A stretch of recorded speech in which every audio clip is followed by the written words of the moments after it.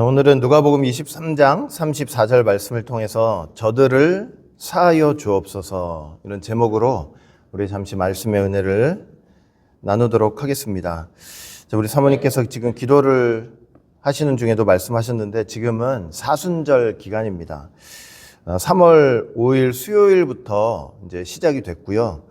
4월 19일, 4월 20일 날이 부활절인데 4월 19일 부활절 전날 토요일까지 주일만 빼고 이제 월요일부터 토요일까지 해서 총 40일 동안 지키는 절기가 사순절입니다. 전통적으로 이 사순절은 주님의 십자가 고난을 묵상하고 주님의 부활을 준비하는 그런 시간들입니다. 우리는 사순절 기간 동안 이제 주일 예배 때 이렇게 예수님의 십자가 고난과 또 7 말씀들을 하나하나 다시 살펴보면서 묵상하는 시간, 또 감사하는 시간, 주님의 은혜가 얼마나 큰지 고백하는 그런 시간을 갖도록 하겠습니다. 자, 7 말씀을 우리가 다 할 수 있을지 모르겠지만 이제 할 수 있는 데까지 한번 쭉 상고를 해 보려고 합니다. 여러분 베드로전서 2장 21절 말씀을 보시면은 우리가 주님의 고난의 발자취를 따라가야 된다고 말씀을 하고 있습니다. 주님의 고난의 발자취를 따라간다고 할 때 우리가 주님이 걸어가셨던 그 십자가의 길을 우리 머릿속으로 상상하는 것이 아니고 성경을 통해서 주님이 얼마나 괴로움을 당하시고 쓰라림을 당하시고 억울함을 당하시고 또 비참하게 사람이 말로 쉽게 할 수 없을 정도로 그렇게 참 어렵게 이렇게 돌아가시는 그 현장까지 우리가 찾아가서 우리가 죄사함 받는 게 결코 쉬운 게 아니었구나.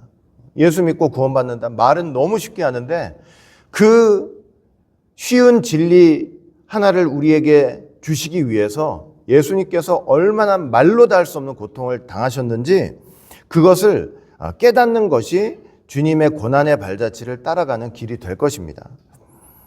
여러분, 예수님이 하나님이시지만 사람이 되셔서 우리 모든 죄를 큰 죄부터 작은 죄까지 보이는 나타난 죄부터 시작해서 우리 마음에 정말 남모르게 짓는 그 감추어진 죄까지 은밀한 죄까지 그걸 몽땅 인수해서 처참하게 돌아가시고 고통당하시는 그 모습을 살펴가는 것이 진정 이 사순절에 주님의 발자취, 고난의 발자취를 따라가는 그런 우리의 모습이 아닐까 생각을 해보게 됩니다. 여러분, 우리가 주님의 십자가 고통을 통해서 2 가지를 분명히 생각해야 될 것입니다. 첫째는 뭐냐면, 우리가 죄 지을 때, 우리가 예수님께 무슨 짓을 하고 있는지를 깨달아야 합니다. 2 번째는 우리가 지은 죄에 대해서 하나님께서 얼마나 진노하시고 우리를 어떻게 심판하시는지 그 2 가지를 분명히 깨달아야 돼요. 죄 한 번 짓는 게 얼마나 하나님께 고통을 주는 역사인지, 하나님이 얼마나 진노하시는 역사인지 잘 생각해보고 깨닫는 그런 시간들이 돼야 되는 거예요. 여러분, 예수님께서 이미 제자들에게 여러 번 말씀을 하셨어요. 내 말을 제발 흘려버리지 말고 너희 귀에 담아두라. 인자가 예루살렘에 올라가서 사람들에게 넘겨질 것이다. 그리고 많은 고난을 받고 죽임을 당하고 3일 만에 다시 살아날 것이다. 근데 제자들이 예수님의 이 말씀을 제대로 귀담아 듣지 않았습니다. 마음에 두지 않았어요. 고난을 당하다가 죽는다고 하니까 너무 두렵기도 하고 또 죽었다가 다시 살아난다는 말씀이 이해가 되지도 않고 그래서 주님의 말씀이 그들에게 감추어졌다고 말씀을 하고 있어요. 누가복음 9장 44절 45절 보니까 이 말을 너희 귀에 담아두라.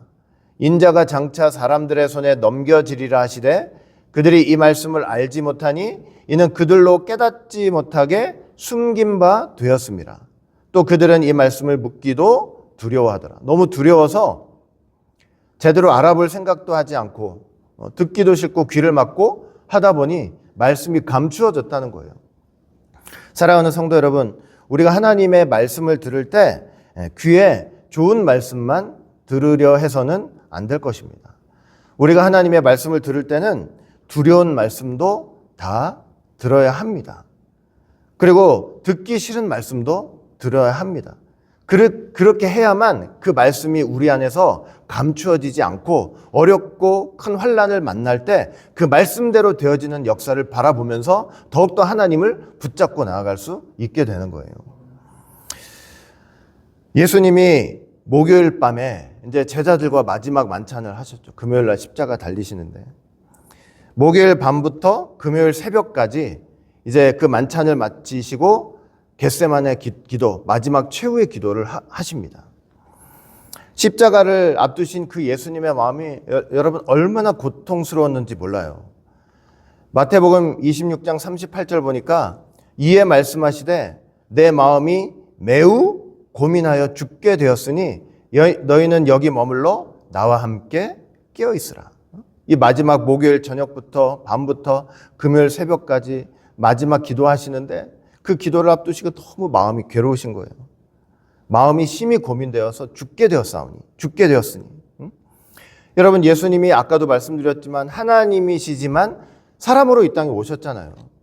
그러니까 사람이 십자가를 앞두고 그 엄청난 고난을 앞두고 그 마음의 괴로움, 그 심란한 그 슬픔 얼마나 컸는지 죽게 되었다고 고백을 하는 거예요. 사람으로 오셨으니까. 이런 고통도 예수님이 친히 당하셔야 되는 거예요. 여러분, 또 어떤 것이 있냐면 인류가 이런 고통을 당합니까? 인류는 내일 하나님의 심판이 있다고 해도 그 들은 척도 안 해요. 들은 척도. 하나님의 심판 앞에 나는 아무 일도 없을 것처럼 생각하고 이 세상에 하나님의 종말이 온다고 해도 아유, 그런 일이 있겠어. 그냥 저기 예수장이들이나 하는 소리들 그런 일이 있겠어. 아무도 하나님의 심판 앞에서 내 마음이 심히 죽게 되었으니 괴롭다는 고백 아무도 안 하는 거예요. 아무도 안 해요. 아무도 안 하니까 그 심판을 바라보시는 예수님이 사람으로 오셔서 어떻게 하시는 거예요? 우리 대신 이 괴로움을 고백해 주시는 거예요. 그 마음을 제자들 중 누구 하나 깨닫고 있습니까? 이해한 사람이 있었어요. 예수님이 그 심판을 앞두시고 그 하나님의 공의의 심판을 앞두시고 십자가 고통을 앞두시고 마음이 애간장이 녹도록 지금 기도하시는데 제자들은 옆에서 그냥 굴굴굴굴 잠을 자고 있는 거예요. 굴굴굴굴. 고립무원. 누구에게서도 아무런 도움을 받지 못하고 정말 홀로 외롭게 그 마지막 기도를 하고 계셨던 것이죠. 그래서 성경 볼 때 뭐 어떤 표현이냐면 조금 더 나아가서. 그러니까 누구 앞에 나아가는 것이겠어요. 아무도 이해 못하잖아요. 이 십자가 얘기를. 아버지는 아시잖아요. 그러니까 그 아버지 앞에 조금 더 나아가서 그러면서 기도를 하시는데 아버지여 만일 할만하시거든 이 잔을 내게서 지나가게 하옵소서. 이 잔은 고난의 잔 십자가의 잔을 말하는 것이죠. 이것을 내게서 지나가게 하옵소서. 만약에 여러분 이러고 말았으면 이 기도가 마지막 기도였다면 예수님은 우리를 위한 구세주가 되지 못하시는 것이죠. 우리의 구원은 물 건너가는 것입니다. 십자가를 앞두고 이런 기도를 하셨다면. 그러나 나의 원대로 마옵시고 아버지의 원대로 하옵소서. 아버지의 원이라는 것은, 소원이라는 것은 예수님이 십자가 지시는 것이잖아요. 예수님이 십자가를 지시고 우리 죄값을 대신 치러야 한다는 것이잖아요.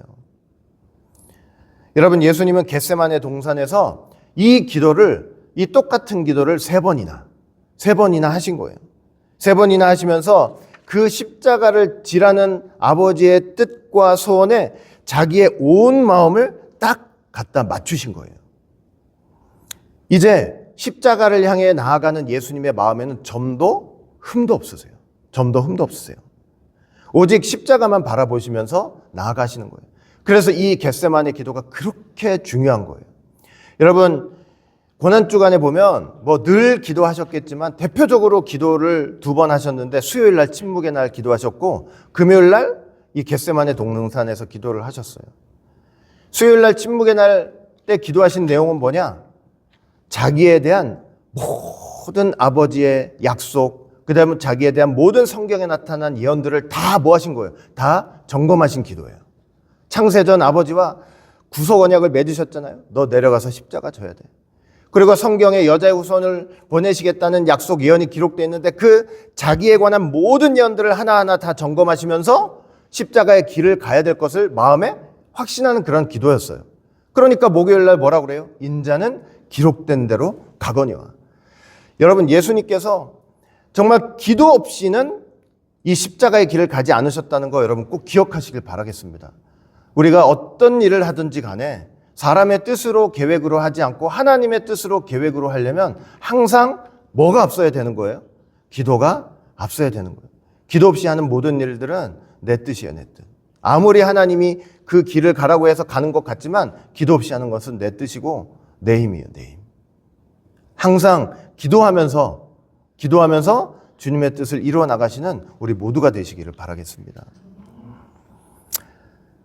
자, 이 겟세마네 동산에서 기도 이후에 이제 체포 당하신 거예요. 체포 당하셨죠. 사랑하는 제자 이 가룟 유다가 배신을 한 것이죠. 사람들이 그 예수님이 겟세마네 동산에서 기도하셨다는 거 어떻게 사람들이 알고 찾아왔겠어요? 누가 알려준 거예요? 이 가룟 유다가 알려준 거예요. 예수님과 제자들이 몰래 모였던 그 비밀의 장소를 가룟 유다가 종교 지도자들에게 알려줬어요. 그래서 그 종교 지도자들이 사람들 보내서 예수님 체포한 거예요. 대제사장들과 장로들이 보낸 큰 무리가 칼과 몽둥이를 들고 왔어요. 살인 강도를 붙잡아 오는 것처럼 그렇게 들고 왔어요. 예수님이 오죽했으면 무슨 말씀을 하시냐면 너희가 강도를 잡는 것 같이 칼과 몽둥이를 가지고 나한테 왔느냐. 꼭꼭 묶이셨어요. 결박당하셨다고 했어요. 성경 볼 때. 꼭꼭 묶이셨는데 여러분 겉으로 볼 때는 줄로 묶인 것 같지만 줄로 묶인 게 아니에요. 하나님의 뜻에 묶이셨습니다. 십자가라는 이 십자가를 지라는 하나님 뜻에 꽁꽁 자신을 묶으신 거예요. 예수님이 말 한마디면은 없는 것도 있는 것으로 창조하시는 분인데 그 묶인 줄을 못 푸시겠어요. 묶이셨다는 것은 아버지 뜻에 묶이신 거예요. 뜻에 묶이셨어요.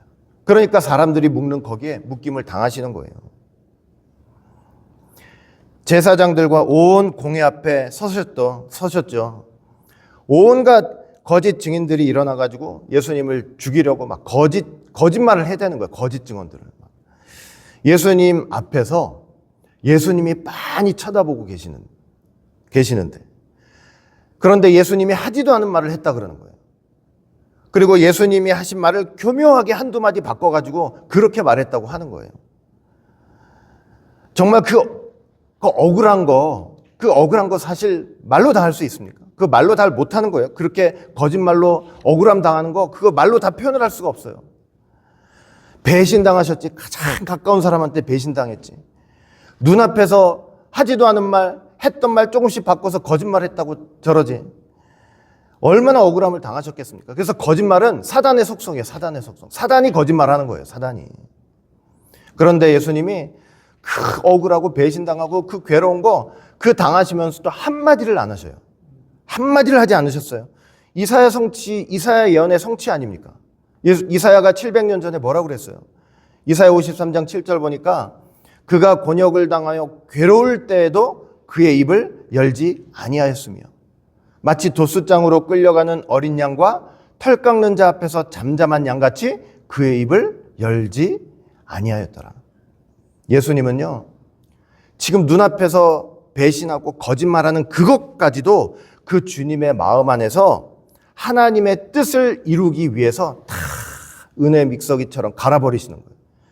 다 그 거짓말도 가르셔가지고 이것도 하나님의 뜻을 위해서 사용하는 그 수단으로 삼으시는 거예요. 그걸 다 마음속에 가르셔가지고 한마디를 안 하세요. 한마디. 마음속에서 가르셨으니까 입으로 안 나오는 거예요. 마음속으로 가르시니까. 저와 여러분들이 하나님의 뜻을 이루기 위해서 그 억울하고 답답한 거 마음속에서 그 믿음으로 은혜로 가르실 수가 있어요. 이게 얼마나 고통스러운 일입니까? 참기 어렵잖아요. 다 갈아버리신 거예요. 한마디를 안 하시는 거예요. 예수님이 어떤 고통의 길을 겪으셨는지 누가 내 앞에서 누가 거짓말에 뻔뻔하게 내 앞에서 거짓말한다고 생각해 보세요. 사람들은 어떻게 하겠어요? 그 순간 파릇더라도 내가 언제 거짓말했냐고 멱살 잡고 싸울 거 아니에요. 그러면 하나님의 뜻을, 이 십자가 지란 하나님의 뜻을 이룰 수가 없는 거예요. 대제사장이 물으셨죠? 네가 하나님의 아들 그리스도냐? 예수님이 대답하셨습니다. 마태복음 26장 64절. 예수께서 이르시되 네가 말하였느니라. 그러나 내가 너희에게 이르노니 이후에 인자가 권능의 우편에 앉아 있는 것과 하늘 구름을 타고 오는 것을 너희가 보리라. 대제사장이 이 말을 듣고 이제 분노해가지고 그냥 자기 옷을 찢으면서 난리가 났습니다. 더 이상 무슨 증인이 필요하냐? 얼마나 참남하냐? 이게 얼마나 신성모독적인 얘기냐? 사람들한테 너희들은 어떻게 생각하냐? 그랬더니 사람들이 온 힘을 다해서 저는 사형에 해당합니다. 그러니까 자기들끼리 사형 선고를 내려버린 거죠. 여러분, 그때부터 예수님께 가혹한 고난이 닥쳐오기 시작한 거예요. 이때부터. 사람들이 예수님 얼굴에 침을 탁 뱉습니다. 침을. 그냥 침이나 먹으라 하면서 침을 탁 늘 들었잖아요. 가래침 같은 거 그냥 탁 뱉는 거예요. 그냥 얼굴에다가 눈도 못 뜨게, 입도 못 열게 그냥 가래침을 탁 뱉어요. 손으로 사람들이 이 손바닥으로 인정사정 없이 예수님 따귀를 때리는 거예요. 여기 때렸다 저기 때렸다. 따귀를 때리기 시작합니다. 그냥 얼굴을 쳐요. 얼굴을 쳐. 여러분, 예수님이 고난주간에 뭐 제대로 드신 게 없잖아요. 그 월요일날, 고난주간 월요일날 얼마나 배가 고프셨던지 무화과 나무 앞으로 딱 가셨거든요. 잎이 무성해가지고 열매가 있을 줄 알았어요. 근데 잎만 무성하고 열매가 하나도 없는 거예요. 얼마나 저주하셨습니까? 이제부터 네가 영원토록 열매를 하나도 맺지 못할 것이다. 이렇게 사람이 겉으로 보면 너무 유치하다 이럴 수 있잖아요. 그게 아니에요. 그게 얼마나 배가 고프셨으면. 육신의 배고픔뿐만이겠어요? 그 마음의 배고픔. 예수님이 찾아오셨는데, 자기 땅에 찾아오셨는데 한 사람도 그 예수님 앞에 열매를 내놓는 사람이 한 사람도 없는 거예요. 입만 무성해. 그냥 나는 하나님 믿는다 입만 무성하지 한 사람도 그 예수님을 믿고 영접하는 그 열매를 내놓는 사람이 한 사람도 없는 거예요. 그 배고픔 저주해버리시는 거예요. 그렇게 제대로 먹지도 못하고 힘도 없으시는데 손바닥으로 탁 치면요 그냥 고개가 이렇게 돌아갔다 저렇게 돌아갔다 난리가 나는 거예요. 이리저리 그냥. 그리고 땅바닥에 넘어지고 수건을 예수님 얼굴에 확 뒤집어 씌워가지고 주먹으로 탁 친 다음에 네가 선지자라며? 그러면 누가 쳤는지 한번 맞춰보라고. 그냥 이 사람 저 사람 와가지고 예수님 얼굴 이리 치고 저리 치는 거예요. 마가복음 14장 65절 보면은 어떤 사람은 그에게 침을 뱉으며 그의 얼굴을 가리고 수건으로 가리고 주먹으로 치면서 이르되 선지자 노릇을 하라. 너 선지자라며? 누가 쳤는지 맞춰봐라. 하인들은 그 예수님의 얼굴을 뺨을 손바닥으로 치더라. 여러분, 이런 일이 있을 것을 이미 700년 전에 이사야 선지자가 역시 예언을 한 거예요. 이사야 50장 6절 보니까 나를 때리는 자들에게 내 등을 맡기며 나의 수염을 뽑는 자들에게 나의 뺨을 맡기며 모욕과 침뱉음을 당하여도 내 얼굴을 가리지 아니하였느니라. 참 이상하죠? 사람들이 침뱉고 뺨을 때리고 주먹질을 하는데 그거 하나라도 안 맞으려고 고개를 피하신 적이 없다는 거예요. 다 맞았다는 거예요. 여러분 모르시겠어요? 예수님은 한 대도 피하시면 안 되는 거예요. 한 대도 피하시면 안 돼요. 우리를 향한 하나님의 공의를, 그 공의의 심판을 단 한 방울도 예수님 피하시면 안 되는 거예요. 피하시면 안 되기 때문에 다 당하셔야 돼요. 다 당하셔야 돼요. 사람들이 100대 때리잖아요. 그러면은 99대까지 맞고 한 대는 나 못해서 너무 아파서 못 맞겠다고. 그게 안 돼요. 100대를 다 맞으셔야 돼요. 다 맞으셔야 돼요.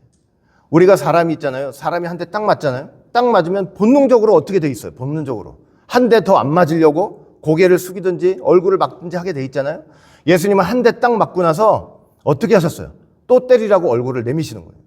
뺨을 한 대 딱 맞고 나서 딱이 또 때리라고 뺨을 또 대리시는 거예요. 들이대시는 거예요.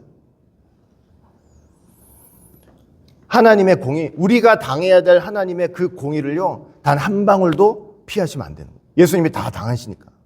당하셔야 되니까. 예수님이 수염이 많았던 것 같아요. 여기 보니까 그렇게 돼 있죠. 수염이. 그냥 수염을 붙잡고 막 이리저리 흔들어대는 거예요. 수염을 뽑고. 수염 뽑으면 얼마나 아파요. 예? 수염을 붙잡고 이리저리 흔들어요. 이리저리. 이리저리 흔들으니까 그 못 드신 분이, 힘도 없으신 분이 이리저리, 그럼 고개가 왔다 갔다 갔다. 여러분 얼마나 어지러워요. 차 타고 뭐 글 읽다가도 어지러운데 사람은. 아파서 정신이 없는 거예요. 정신이. 그런 고난이 시작이 된 거예요. 대제사장들이 또 종교 지도자들이 이런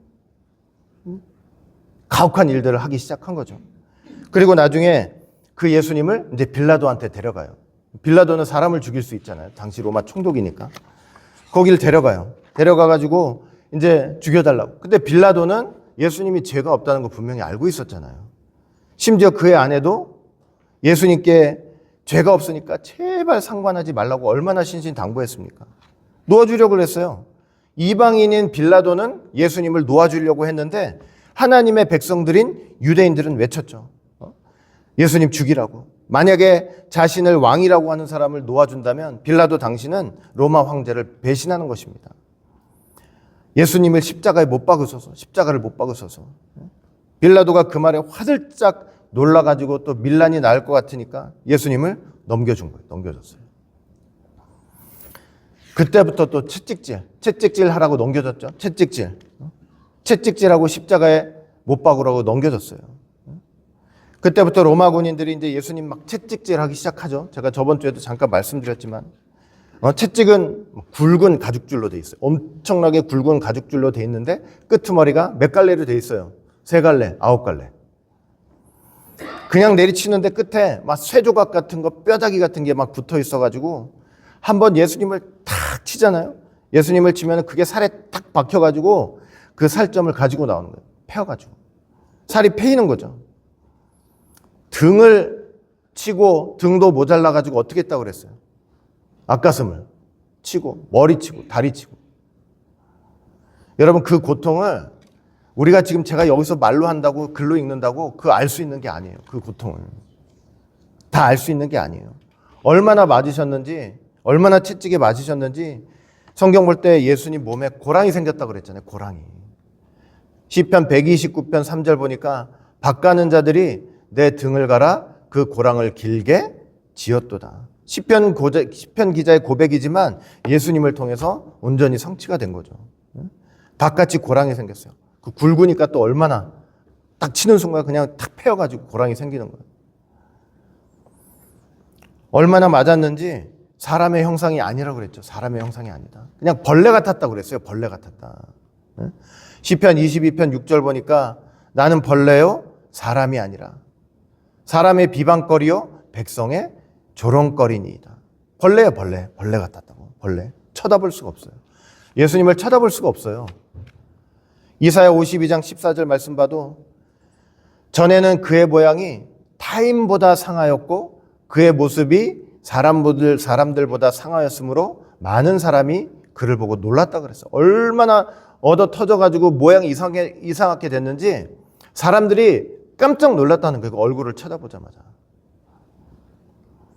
모든 뼈가 예수님의 모든 뼈가 다 부스러졌다 그랬어요. 시편 22편 14절 보니까 나는 물같이 쏟아졌으며 내 모든 뼈는 어그러졌고 내 마음은 밀랍 같아서 내 속에서 녹았으며 시편 22편 10절 보니까 내가 내 모든 뼈를 셀 수 있나이다. 얼마나 부셔지고 망가졌는지 뼈를 셀 수 있다. 시편 38편 3절 봐도 주의 진노로 말미암아 내 살에 성한 곳이 없사오며 나의 죄로 말미암아 내 뼈에 평안함이 없나이다. 그냥 다 부스러졌어요. 여러분 채찍에 맞은 그 상처 있잖아요. 상처들이 또 얼마나 더운 지방이에요. 그냥 순식간에 썩어가지고 그 파리떼들 구더기 썩어서 냄새가 나는 거예요. 시편 38편 5절 내 상처가 썩어 악취가 나오니. 여러분 예수님께서 제가 고난주간 때마다 말씀을 드리지만은 예수님께서 이미 종교 지도자들한테 얻어 터지시고 이 로마 군인들한테 채찍에 맞아가지고 이미 반초 죽음이 되신 거예요. 반초 죽음이. 십자가에서만 고통당했다고 생각하지 마세요. 이미 반초 죽음이 되셨어요. 가시로 면류관을 탁 씌우셨죠. 제가 늘 그 면류관 씌우는 거 늘 설명드렸죠. 그 머리통에다 가시관 딱 씌울 때 어떻게 씌운다 그랬어요? 그냥 아플까봐 살살 씌운 게 아니라 그랬죠. 그냥 쾅 내리치는 순간 어떻게 됐다고 그랬어요? 그 가시들이 머리통을 다 뚫어버려요. 머리통을 다 뚫어버려요. 그러니까 얼마나 피가 나시겠어요. 딱 보면서 뭐가 생각나냐면 대속죄일 날 대제사장이 염소 머리 위에다 안수를 할 때 어떻게 했어요? 어떻게 했다 그랬어요? 그냥 있는 힘껏 했잖아요. 있는 힘껏 해서 이스라엘 백성들이 1년 동안 모든 지었던 죄를 거기에 다 전가하는 거라고 그랬잖아요. 그렇듯이 그 가시관을 그냥 예수님 머리에 어떻게 해요? 그냥 있는 대로 사람들이 힘껏 탁 쪄가지고 뼈 구멍이 다 나고 피가 철철 날도 그렇게 힘껏 씌울 때 마치 온 인류의 죄를 예수님께 전가하는 듯한 그런 역사가 있었던 것입니다.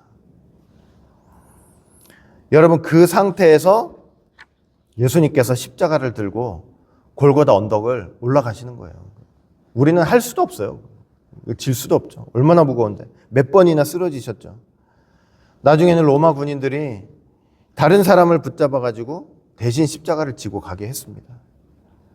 그리고 마침내 골고다 언덕에 올라 이제 예수님을 십자가에 못 박는 거예요. 십자가에. 저번 주 말씀드렸죠. 그 매끈매끈한 못이 아니에요. 매끈매끈한 못이 아니에요. 매끈매끈한 못이 아니고 그냥 용광로에 집어넣고 꺼내가지고 망치로 막 두들긴 거. 망치로 두들겨가지고 사각. 그리고 우둘툴툴한 거. 그거를 예수님의 양손과 양발의 세 개 그걸 박는데 그 우둘툴한 게 그냥 들어갈 때 손목에 들어갈 때 발목에 들어갈 때 그게 어땠겠냐고요. 그 고통이 어떻겠냐고요.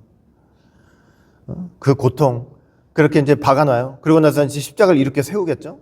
이제 구덩이를 파고 십자가를 이렇게 세우겠죠. 그러면 그 자리 잡는다고 앞뒤로 흔들고 자리 잡겠다고 옆으로 흔들고 그러면은 그 순간에 여러분 길 가다가 엉덩방아만 찧어도 우리는 아무것도 생각 안 나고 그렇게 아픈데 이 양손과 양발에 그렇게 대못이 박혀가지고 있는 상태에서 이리 흔들고 저리 흔들도 보세요. 그 살이 찢기는 거예요, 그게.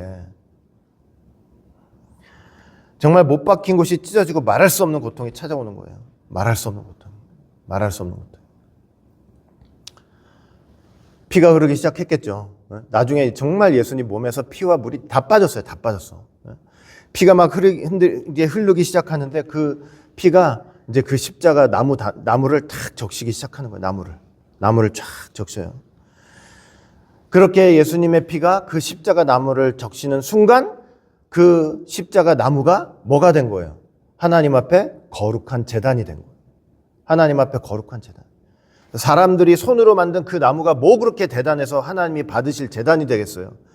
사람들이 만든 나무였지만 부정한 손으로 만든 부정한 것이었지만 예수님의 십자가 그 십자가의 피가 흐르는 순간 그 예수님의 십자가가 하나님 앞에 나아갈 수 있는 거룩한 제단이 된 거예요. 예수님의 피가 묻는 바람에 제단이 됐어요. 이제 예수님의 피가 뿌려진 그 십자가는 죄인들이 믿고 하나님 앞에 나아갈 수 있게 하는 거룩한 제단이 된 것입니다. 제단이. 십자가만이 예수님 앞에 나아갈 수 있는 유일한 제단이에요. 십자가만이. 여러분, 교회가 왜 중요한지 아세요? 교회가 왜 중요해요? 교회 딱 생각하면은 목사가 어떻고 사람들이 어떻고 뭐 돈이 어떻고 맨날 그 생각만 하지만 여러분, 교회 하는 순간 저와 여러분들이 제일 먼저 생각해야 될 거, 교회가 왜 중요한지 제일 먼저 생각해야 될 것은 그게 십자가 제단 위에 세워졌다는 사실이에요. 그래서 중요한 거예요. 사람이 문제지 십자가 제단 위에 세워진 교회가 문제겠냐고요. 이 교회를 세우시기 위해서 예수님이 어떤 희생을 치르셨는데, 예수님의 피가 십자가를 타고 흘러서 그 골고다 땅 흙까지 다 적셨죠. 하나님이 아담 타락하고 나서 너 흙이니 흙으로 돌아가라 했잖아요. 흙은 타락한 인생이에요. 타락한 인생. 그 죄악된 인생을 향해 주님의 피가 뿌려진 거예요. 주님의 피가 뿌려졌어요. 그리고 그 뿌려진 피 때문에 예수님께서 우리의 죄를 어떻게 해주시는 거예요? 간과해 주시는 거예요. 간과해 주셔요. 여러분, 우리가 사람들 앞에 너무 착하고 좋은 일 많이 해서 그것 때문에 하나님이 우리를 보시고 너 죄 없다 그러시는 거 아니에요. 하나님은 뭘 보시는 분이기 때문에 그래요. 겉을 보시는 게 아니고 그 마음을 보시는 분이거든요. 사람이 겉은 숨길 수 있어도 마음은 숨길 수 있어요, 없어요? 하나님의 눈이 어떤 눈인데, 하나님의 눈은 모든 것을 다 보시는 눈이잖아요. 예? 겉만 보시는 눈이 아니라. 그러니 아무리 착한 일 해도 그 착한 일 하는 사람 마음속에 뭐가 들어가 있는지 하나님은 그 눈을 가지고 그 마음속을 다 들여다보신단 말이에요. 그러면 그 앞에, 그 눈 앞에 하나님 앞에 의롭다고 할 사람이 어디 있어요? 의롭다 할 수 있는 영혼이 어디 있냐고요. 근데 그거 아세요? 그 하나님의 무서운 눈을 가리게 해주는 게 하나 있어요. 그게 뭔지 아세요? 예수님의 피예요, 피. 그 피가 묻어 있으면 하나님이 그 공의의 눈으로 못 볼 것이 없는 그 눈을 가지고 그 피를 봐주시는 거예요. 그 피를. 그러면서 우리의 죄를 어떻게 해주시는 거예요? 간과해 주시는 거예요. 간과해 주시는 거예요. 네? 주님의 피 없이 절대 그 하나님의 눈앞에서 살아갈 자가 없어요. 응? 여러분, 그런 처참한 지경 속에서 그 십자가에 달리셔가지고 예수님께서 십자가에서 첫 말씀을 하시는데 그게 뭐냐? 누가복음 23장 34절. 우리 같이 한번 읽어볼까요? 시작. 이에 예수께서 이르시되 아버지 저들을 사하여 주옵소서. 자기들이 하는 것을 알지 못함이니이다 하시더라. 첫 번째 말씀이 저들을 사하여 주옵소서. 자기 하는 것을 알지 못함이니이다. 여러분, 이 말씀 한마디, 이 말씀 때문에라도 예수님을 안 믿을 수가 없어요. 보통 사람이 이런 고통, 지금까지 말씀드린 그런 고통 당해 왔는데 나에게 고통을 준 그런 사람들을 향해서 이런 기도 할 수 있어요, 사람이? 할 수 없죠. 여기 이르시되라는 말 헬라어로 엘레겐이라고 그랬죠. 문법적으로는 미완료형이라고 그랬어요. 제가 여러 번 말씀드렸죠. 우리 다 아시지만. 미완료형이라는 건 뭐냐면 한 번 말하고 끝난 게 아니고 계속 말했던 거예요. 계속 말씀하셨던 거죠. 계속 말씀하셨던 거. 사람들이 막 가래침 같은 거 탁 뱉을 때마다 예수님 뭐라고 그래요? 에이 더러워, 이게 아니고 저들을 사하여 주옵소서. 자기 하는 것을 알지 못하나이다. 주먹으로 얼굴을 팍 때려서 누구게 그럴 때 저들을 사하여 주옵소서. 자기 하는 것을 알지 못합니다. 손바닥으로 뺨을 때려서 그냥 예수님 얼굴이 여기저기 막 돌아다니시는데 그렇게 맞을 때마다 뭐라고 그러시는 거예요? 저들을 사하여 주옵소서. 자기 하는 것을 알지 못함이니이다. 채찍으로 등을 치고 앞가슴 치고 머리통 치고 팔다리 치고 몸이 부서지고 있는데 사람이 아프면 나도 모르게 본능적으로 악소리가 날 거 아니에요. 근데 그 악소리 대신에 아버지여 저들을 사하여 주옵소서. 자기 하는 것을 알지 못함이니이다. 가시관을 있는 힘껏 탁 내려쓰는 순간에 악 하는 소리 대신에 아버지여 저희를 사하여 주옵소서. 자기 하는 것을 알지 못함이니이다. 대못 3개를 양손에 2개, 양발에 폭에서 1개 받을 때 그 찢어지는 아픔 속에서도 아버지여 저희를 사하여 주옵소서. 자기 하는 것을 알지 못함이니이다. 마침내 십자가에 달려 그 피가 흘러서 십자가를 거룩한 제단으로 만드시는 그 순간에서도 아버지여 저희를 사하여 주옵소서. 자기들이 하는 것을 알지 못함이니이다. 여러분, 잡혀서 맞기 시작할 때부터 그 아픔과 고통을 다 감내내면서 수십 번, 수백 번이라도 그런 기도를 올리고 마지막 십자가에서 최후로 이 첫 번째 말씀 최후로 말씀을 하심으로 말미암아 우리 죄를 다 용서하시고 사망에서 해방시켜서 우리가 천국 갈 수 있는 그 길을 예수님께서 활짝 열어놓으신 것입니다. 우리가 나행고행에서 산에 올라가서 나쁜 거 보지 않고 나쁜 짓 하지 않고 그냥 죄 되는 거 생각지도 않고 나 그러고 산다고 구원받는 거 아니고 선한 일 착한 일 한다고 구원받는 거 아니고 예수님의 십자가에서 흘리신 이 거룩한 보혈, 이 보혈 때문에 우리가 다 구원받는다는 사실을 여러분 꼭 믿으시기를 바라겠습니다. 예수님의 피만이 우리의 죄를 다 어떻게 해주신다고요? 감춰주시는 거예요. 우리의 죄를. 예수님은 겉이나 속이나 예수님은 겉을 봐도 속을 들여다봐도 그리고 두들겨 맞으나 채찍에 맞으나 십자가에 달리나 오직 뭐냐? 용서밖에 없는 거예요. 용서밖에 없어요. 예수님의 본질이 뭐냐면 죄사함이에요. 죄사함. 예수님의 본질이 죄사함. 우리가 그 큰 예수님의 은혜와 사랑을 받았으니 여기 앉아있는 우리는 서로 간에 좀 용서하고 용납하면서, 제가 말씀드렸죠. 우리 성자도 아니고 하나님도 아니고 온 세상에 있는 사람들 다 용서하면서 살라고 저 그런 말을 하지 않아요. 할 수도 없고. 여기서 함께 신앙하는 우리들 서로끼리라도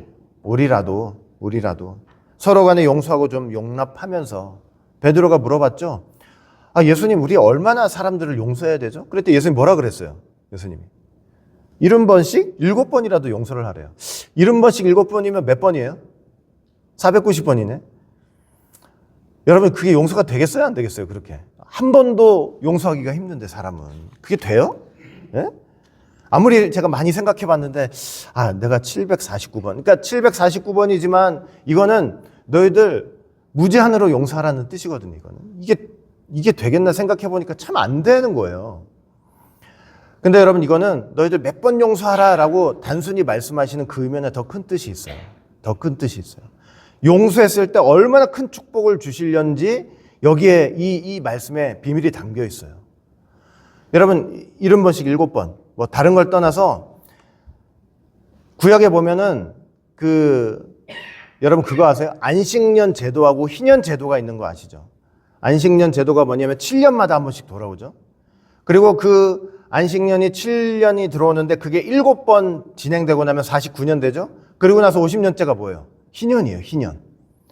희년이 뭐예요? 희년 되면은 빚진 거 다 감당하고 종되었던 거 다 해방시키고 빼앗겼던 땅 다시 다 되찾아주고 모든 게 회복의 역사인데 70번씩 7번은 그 희년의 10배 역사, 10배 축복이에요. 10배 축복. 희년의 10배 축복.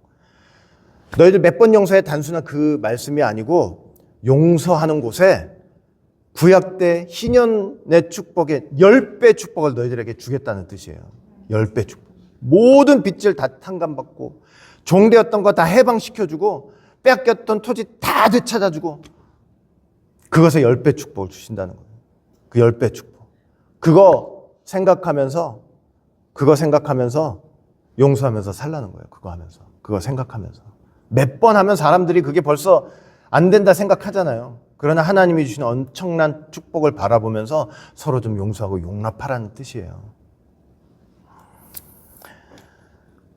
우리 오직 예수의 모든 성도들도 이렇게 주님의 큰 사랑을 받았으니 이제 서로 간에 좀 용서하고 용납하고 이러면서 하나님의 큰일, 용서 못해서 그냥 하루 종일 집에서 그 사람 생각하면서, 제가 말씀드렸죠. 이게 가만히 집에서 생각하기 시작하면 어떻게 된다고 그랬어요? 요만큼 생각했던 게 일주일 동안 집에서 계속 생각하면 어떻게 돼요? 이만큼이 돼버려요. 처음에 조금밖에 안 미웠는데 일주일 내내 집에서 생각하면 그 미움이 어떻게 돼요? 용서할 수 없는 미움으로 발전이 된단 말이에요. 무슨 말인지 아시겠죠? 그러니까 집에서 그것만 자꾸 생각하지 말고 주님의 십자가 받으신 그 은혜를 생각하고 저번 주에도 말씀드렸지만 서로 도피성이 돼 주셔가지고 너 부디 중에 그렇게 됐잖니, 알지 못하고 그렇게 됐잖니, 믿음으로 그냥 그렇게 받아버리고 오히려 감사하고, 그러다 보면 요만한 미움이 이렇게 커지지 않고 좀 더 줄어들고 예수님 안에서 아마 그게 없어지는 그런 순간이 올 것 같아요. 그러니까 그런 마음으로 우리 같이 신앙생활하면서 남 미워하느라고 시간 보내지 말고 이 구속사의 말씀, 이 하나님의 귀한 사명을 감당하는데 거기다 온 힘과 마음과 에너지를 이렇게 모아서 이 귀한 십자가의 복음, 이 말로 다 할 수 없는 십자가의 복음을 우리 이웃과 내 사랑하는 가족과 또 전도해야 될 대상자들에게 전하고 나눌 수 있는 우리 모두가 되었으면 좋겠습니다. 귀한 사명을 감당하는 우리 오직 예수의 모든 성도들이 되시기를 주의 이름으로 간절히 축원을 드리겠습니다. 기도합니다. 사랑과 은혜가 풍성하신 아버지 하나님, 오늘도 이렇게 귀한 또 십자가 첫 번째 말씀을 통해서 예수님의 그 귀한 사랑이 얼마나 큰지 생각해보고 다시 한번 또 그네 감사할 수 있도록 인도하여 주시니 진심으로 감사드립니다. 우리가 또 주님의 큰 사랑을 받았사오니 또 우리 안에서 또 서로 간에 작은 사랑을 베풀며 믿음으로 하나 되어서 하나님의 큰 사명, 이 구속사 말씀의 귀한 사명을 넉넉하게 감당할 수 있는 모두가 될 수 있도록 주님 축복해 주시옵소서. 주님의 십자가 피로 우리를 감춰주시고 가려주시고 하나님의 공의의 심판을 대신 받아주시고 우리를 의롭다 하신 그 놀라운 사랑, 그 십자가 첫 번째 말씀이 그 사랑을 항상 마음에 새기고 승리하며 살아가는 모두가 될 수 있도록 주님 축복해 주시옵소서. 끝까지 함께해 주시고 도와주실 줄 믿고 감사드리며 사랑 많으신 예수님 이름으로 감사하며 간절히 기도드리옵나이다. 아멘.